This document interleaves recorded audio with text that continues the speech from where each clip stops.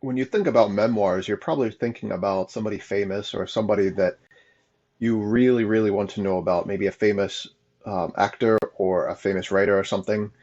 But really, a memoir is just a story that is about me or, well, about you. So, what is a memoir? What are memoirs? Basically, it's a story that's all about you. So, this is a true event. So, a memoir is something that you have lived through, something that is important, something that you can recall a lot of detail about.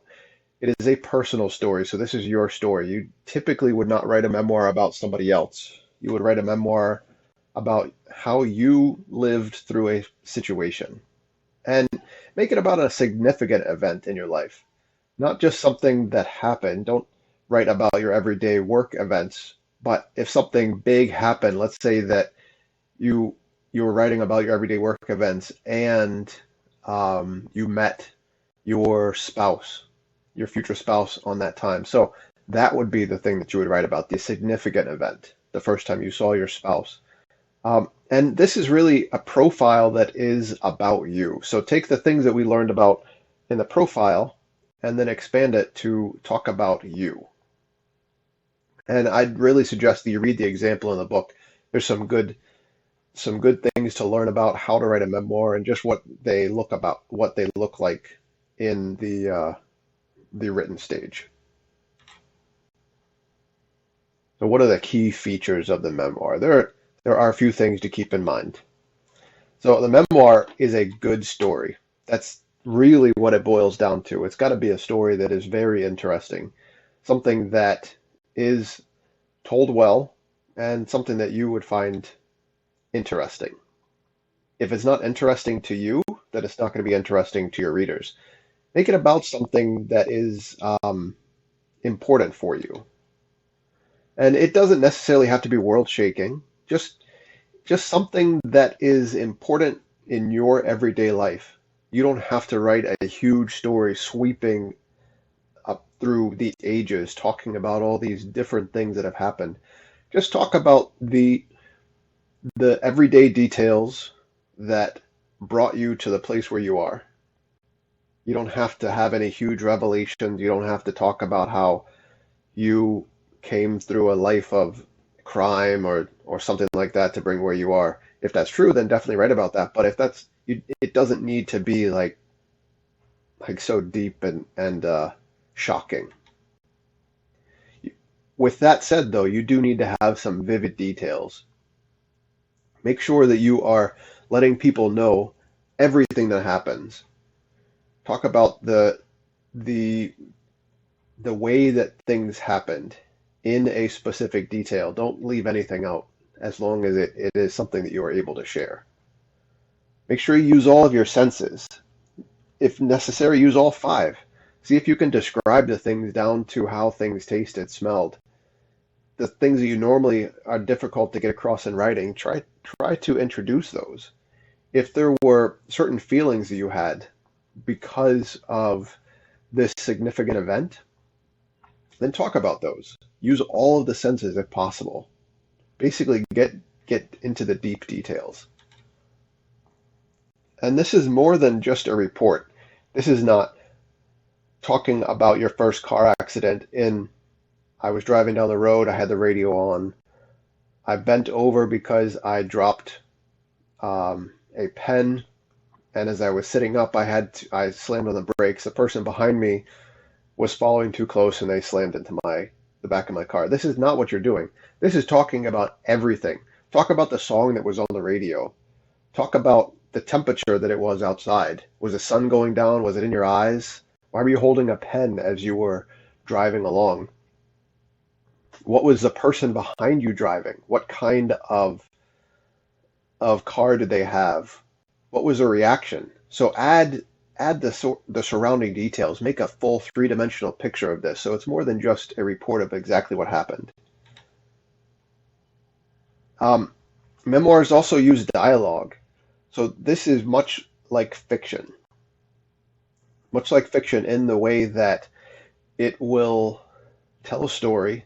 You will see what people said. You will hear what people said, and use a dialogue. Try to be as realistic with the dialogue as possible without going overboard with it. Don't use the like if somebody is speaking an accent, try not to write it as they were speaking in an accent, but talk about how they would speak. Use the different tones if possible. Use dialogue tags. He said, she said. I don't suggest saying things like he said quickly or he cried out or something like that. Just use he said, she said, so you can be specific as possible. And make sure it's something that there is some significance. There's going to be significance to what you're writing. Why is it significant? What is the important thing that you're trying to get across? And what does this event mean to you? Why are you writing about it? Because the reason why you're writing about it should give us a clue of why we want to read this. One of my favorite memoirs that I have read is by Martin Short, and he's just very interesting to me, talking about how he would do things to get to where he is today, and just the different events. Like he would put on a full show in his attic when his other friends were out playing around. He would be putting on a television show or a variety show in his attic for maybe his sister or some other friends.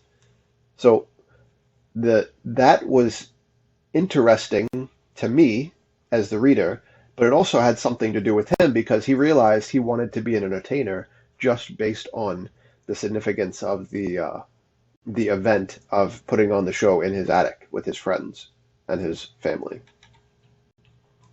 Now, if there's going to be a moral to it, there's something that you want to learn. Like, for instance, if you were writing about um, your conversion from a life of crime into the life of today, if just for an example, you don't you do want it to be stated that there's like a moral to it, but you don't want to give it a pronouncement. You don't want to say, and this is what I learned. This is how I learned it. This is the moral of the story is this. Don't make a pronouncement. Just let it come about. Let your readers come to the conclusion that yes, it's better to have gone through this than through the life of crime or whatever. So try not to make a pronouncement of this is the moral, this is the statement, this is what I wanted you to learn. I hope you got it.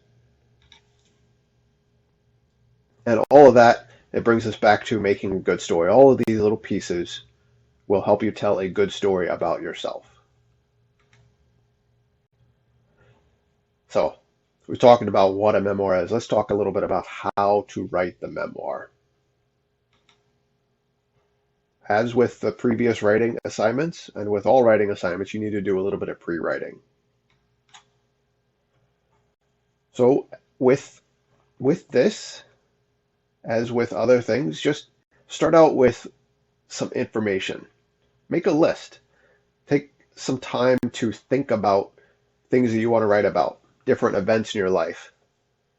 And maybe write 5 or 6 different events that you want to write about. And then next to those 5 or 6 things, write what is important. What was important about each event that make you want to write about it. And as you're doing that, maybe you cross out 1 or 2. You say, you know what, this is important, but it's not something that's super important or super interesting that I would want to tell about.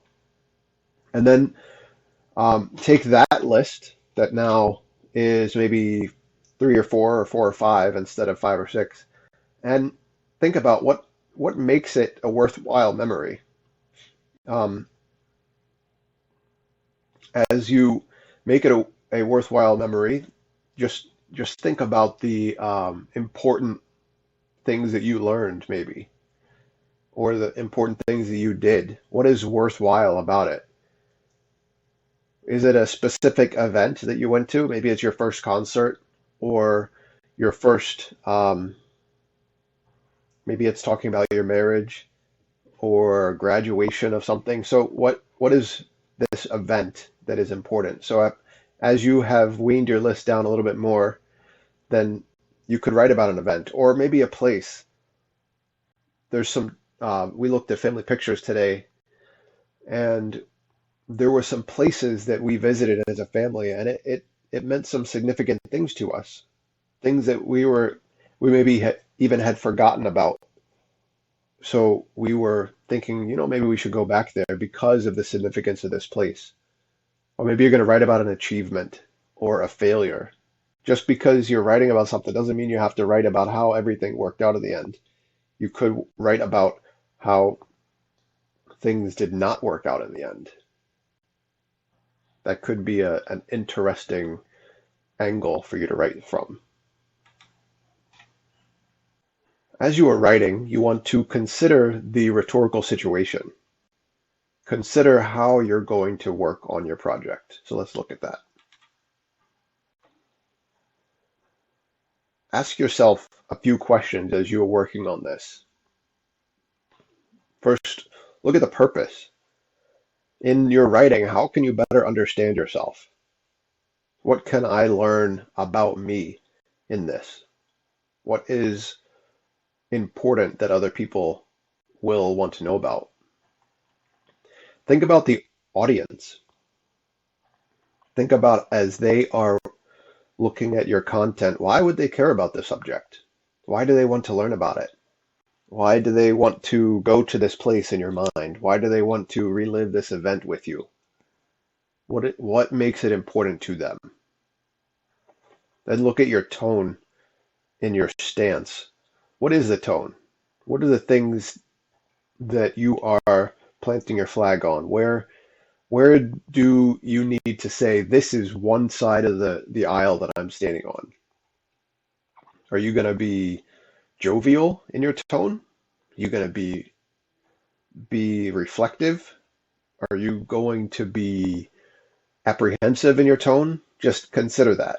And also, is there any media that needs to be included? Do you need to maybe link to a video? Maybe you had a video of this event playing out, or maybe there's some pictures that you have that you could include in your writing. What are the supplemental pieces of information that would make this feel all the more real? Then after you've done all this, you need to definitely generate the text. You got to create the things that you are going to want others to read. So think about the 5 W's and an H: who, what, when, where, why, and how. So what happened? What was important? What went on? Where did it happen? So there is a phrase in fiction writing called the white room. And white room syndrome is where you describe the people that are there and maybe something that they are holding, but you don't describe the setting. So the setting is important. The setting does play a place in this. So give us a setting. Describe the details. Tell us things that happen that are important about the places that you were experiencing this and the people that you were with. Describe the details. Get into the showing us. Don't tell us that you were happy. Show us that things made you happy and then the reason why. Show the smiles on people's faces. Show the bright eyes. Show the exuberant jumping of the children. And are there some pictures that are needed? Do you need to add any images? And then think about the dialogue. What did everyone say? How did they say it? Were they sarcastic? Bring that stuff out in the text. So you've done all this. Let's look at some ways that you can organize. So you could do this a couple different ways. You could tell the event from the beginning to an end. You can start at 8 o'clock in the morning and discuss things as they happened until the event at noon or at 5 o'clock in the evening. But make sure that you are building up things in that manner. Give us some hints or some foreshadowing about the story to come. Or you can start at the end and you can show how everything came about. You can, here's the main event. This is everything that I learned from it. You can even take it from the middle. This is where I was, right in the middle of everything, and all of these things were going on around me. And then kind of take that as a freeze frame and say, how did I get here? So there's a few different ways that you can organize this.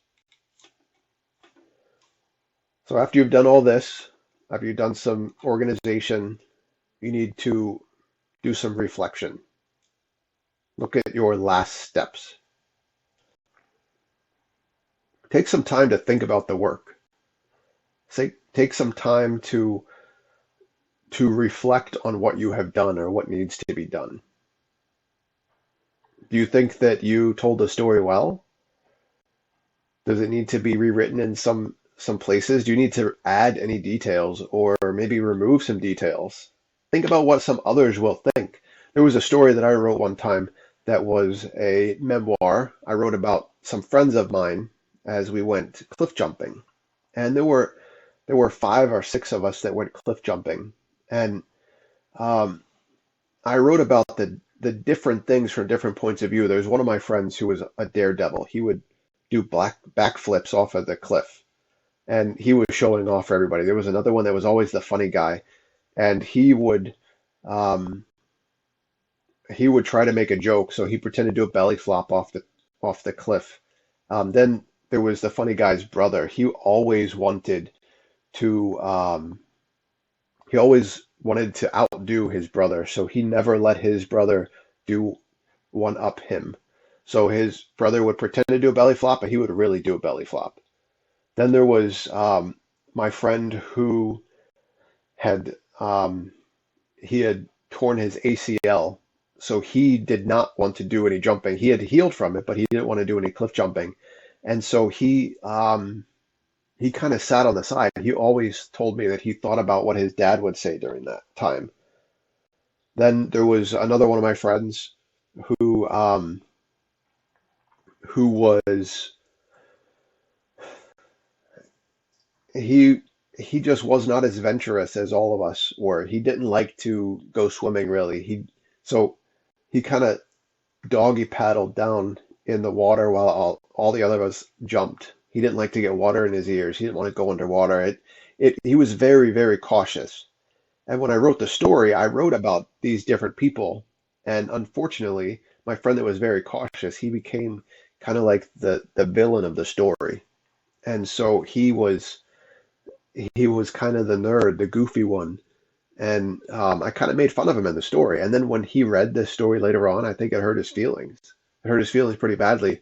And I really don't think that he liked the story.